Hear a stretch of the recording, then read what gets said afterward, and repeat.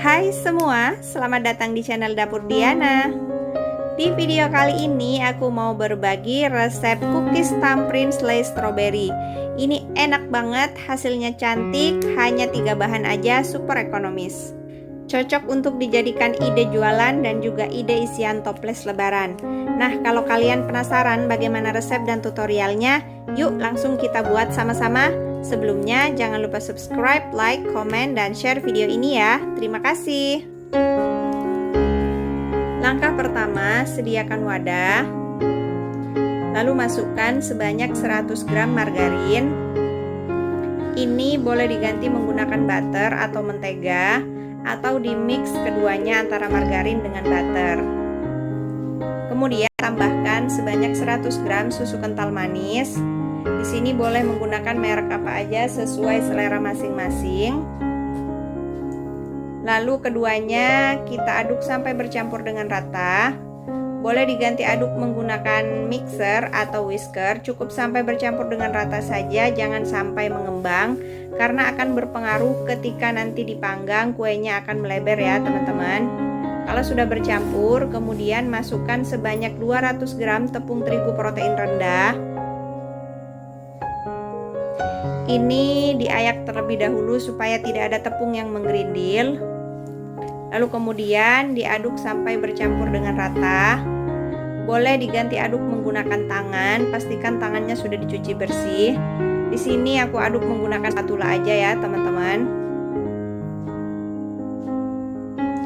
Diaduk sampai adonannya bercampur dengan rata dan kalis.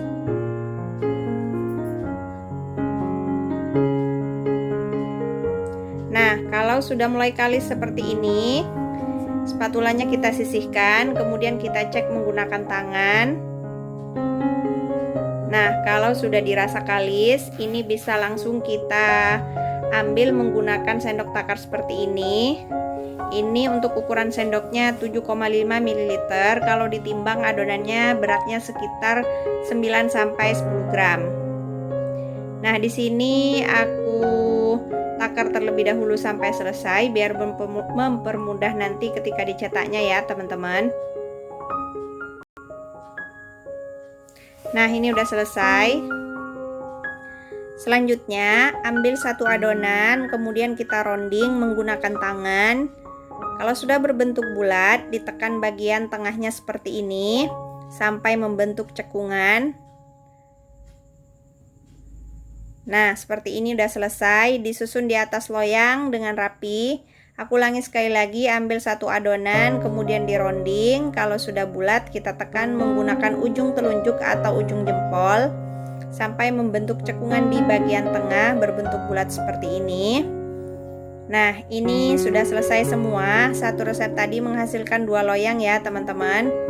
Langkah selanjutnya, di sini aku siapkan kelapa sangrai dan juga putih telur. Ini aku gunakan 1 putih telur dan ini masih lebih banyak nantinya ya teman-teman. Kemudian ambil satu adonan yang sudah tadi kita bentuk, celupkan ke dalam putih telur bagian sisi atas saja.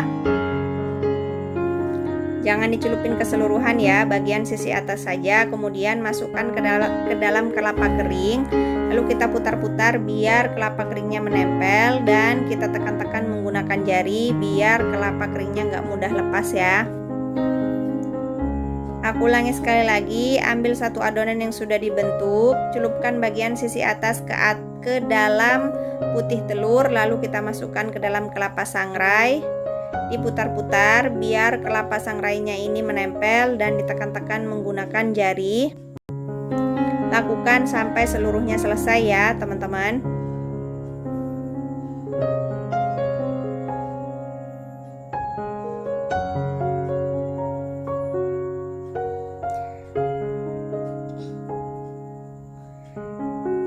Nah, ini sudah selesai keseluruhan. Selanjutnya akan kita oven. Di sini aku sudah panasin ovennya selama 10 menit sebelumnya. Sekarang langsung aja kita panggang ya teman-teman. Ini akan kita oven selama kurang lebih 30 menit menggunakan api atas bawah dengan suhu 130 derajat atau disesuaikan dengan oven masing-masing ya teman-teman. Setelah 15 menit di oven, ini kuenya sudah setengah matang. Ini aku keluarkan dari oven ya teman-teman. Kemudian selanjutnya di sini akan aku beri selai stroberi. Ini selainya aku masukin ke dalam plastik, lalu kita gunting ujungnya dan kemudian kita semprotkan seperti ini secukupnya aja, jangan terlalu banyak karena nanti bisa bleber ya teman-teman. Ini kita lakukan sampai selesai, mudah banget pengaplikasiannya. Nah, ini udah selesai semua. Selanjutnya akan kita panggang atau kita oven untuk kedua kalinya. Nah, ini kita oven kembali selama kurang lebih 15 menit menggunakan api atas bawah dengan suhu yang sama 130 derajat. Jangan lupa di pertengahan oven kita tukar loyang yang di atas dengan yang di bawah biar kuenya nggak gosong ya teman-teman. Setelah 15 menit, ini kuenya sudah matang. Hasilnya cantik banget teman-teman. Seperti ini dia hasilnya. Bagian belakangnya juga nggak gosong ya. Ini bagus banget. Pastikan di proses mengovennya itu ditukar antara loyang yang di atas dengan yang di bawah di pertengahan ya teman-teman, biar kuenya ini nggak gosong.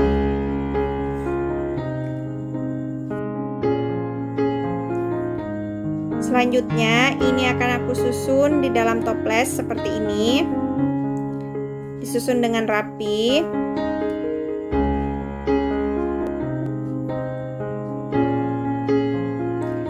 Ini aroma kuenya udah berasa banget teman-teman. Wangi kelapanya dan harum selai stroberinya juga enak banget harumnya. Nah, sekarang waktunya kita lihat tekstur dalamnya dan langsung mau aku cobain teman-teman. Seperti ini dia hasilnya, cantik banget. Bagian belakangnya juga bagus ya, nggak gosong. Sekarang mau langsung aku cobain. Bismillahirrohmanirrohim. Enak banget teman-teman. Selai stroberinya berasa. Wangi kelapanya juga berasa. Ini mantap banget, enak, recommended pokoknya. Kalian wajib coba yang di rumah. Cocok untuk dijadikan ide isian toples lebaran. Ini bener-bener cantik teman-teman. Terima kasih udah nonton videonya sampai selesai. Di video kali ini aku mau bikin cookies tamrin coklat blueberry. Hasilnya cantik banget, kuenya renyah, cocok untuk dijadikan ide jualan dan juga ide isian toples lebaran. Nah, kalau kalian penasaran bagaimana resep dan tutorialnya, yuk langsung kita buat sama-sama. Sebelumnya, jangan lupa subscribe, like, komen, dan share video ini sebanyak-banyaknya agar aku makin semangat untuk buat video selanjutnya. Terima kasih. Langkah pertama, sediakan wadah. Masukkan sebanyak 100 gram margarin. Ini boleh diganti menggunakan butter atau di mix keduanya. Lalu tambahkan 100 gram susu kental manis, boleh menggunakan merek apa aja sesuai selera masing-masing. Kemudian ini kita aduk sampai bercampur dengan rata. Boleh diaduk menggunakan mixer, cukup sampai bercampur rata saja, jangan sampai mengembang karena nanti akan berpengaruh ketika proses di oven, kuenya akan melebar. Nah, kemudian kalau sudah bercampur dengan rata, tambahkan sebanyak 200 gram tepung terigu protein rendah.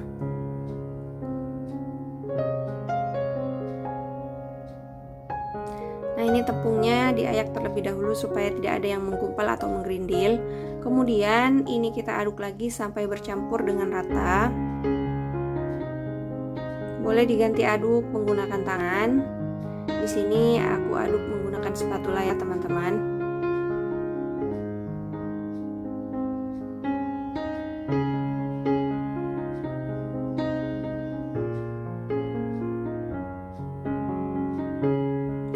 Untuk tepungnya boleh ditambah kalau tekstur adonannya masih terlihat terlalu basah. Nah, ini adonannya sudah mulai kalis. Sisihkan spatula, kemudian kita cek menggunakan tangan. Kalau sudah benar-benar kalis, sekarang langsung aja kita ke proses membentuk adonan. Nah, ambil adonan menggunakan sendok takar seperti ini. Kalau kita timbang ukurannya sekitar 9-10 gram. Ini kita akan takar terlebih dahulu sampai adonannya selesai semua ya. Nah, ini udah selesai. Langkah selanjutnya kita ke proses membentuk. Ambil satu adonan yang sudah kita takar, kemudian dironding sampai bulat. Kalau udah bulat, ditekan menggunakan ujung jempol seperti ini. Kemudian kita rapikan pinggir-pinggirnya sampai membentuk bulat. Aku ulangi sekali lagi, ambil satu adonan, kemudian kita ronding. Kalau sudah bulat, kita tekan menggunakan ujung jempol atau ujung telunjuk. Dirapikan bagian pinggirnya. Kalau adonannya pecah, dirapikan sampai mulus ya. Nah, ini sudah selesai keseluruhan, jadinya 2 loyang. Kemudian langkah selanjutnya, di sini aku siapkan kelapa sangrai dan juga putih telur ya, teman-teman.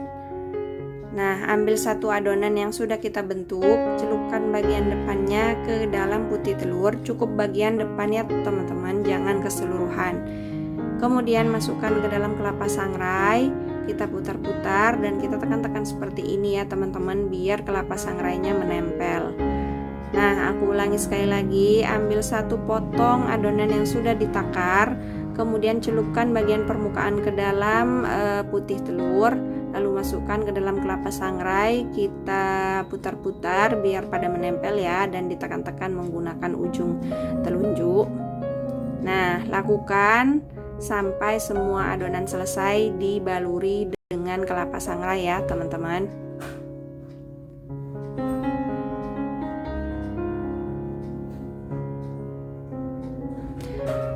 Nah, ini udah selesai. Kemudian selanjutnya kita ke proses oven teman-teman.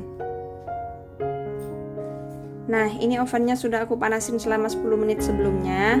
Kita akan oven kuenya selama kurang lebih 30 menit menggunakan api atas bawah dengan suhu 130 derajat ya teman-teman.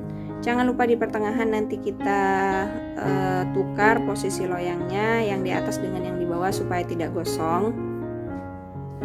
Setelah 30 menit di oven, kuenya sudah matang. Langkah selanjutnya di sini aku udah tim coklat ungu. Ini coklatnya rasa blueberry.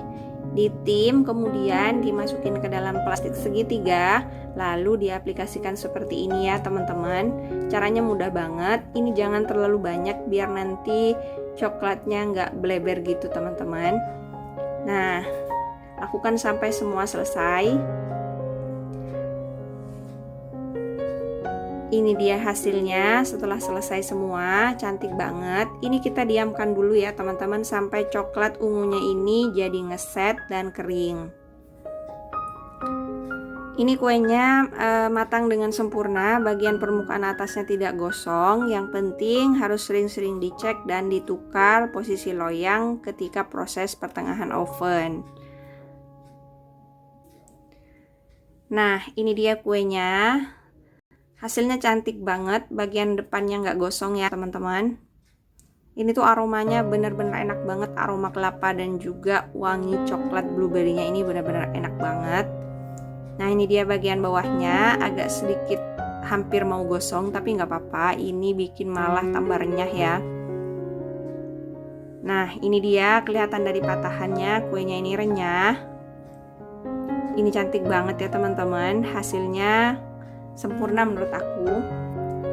Nah, seperti ini dia kalau ditata di dalam toples, hasilnya cantik banget. Permukaan atasnya juga nggak gosong, bagian bawahnya berwarna kecoklatan. Sekarang kita mau rasain ya teman-teman, mau cicipin kuenya. Bismillah. Enak banget, aroma kelapanya berasa, dan ini kuenya juga renyah ya teman-teman. Tekstur kelapanya tuh benar-benar berasa, wanginya harum banget. Ini rekomendasi banget ya, kalian wajib coba yang di rumah. Cara buatnya juga sangat mudah banget.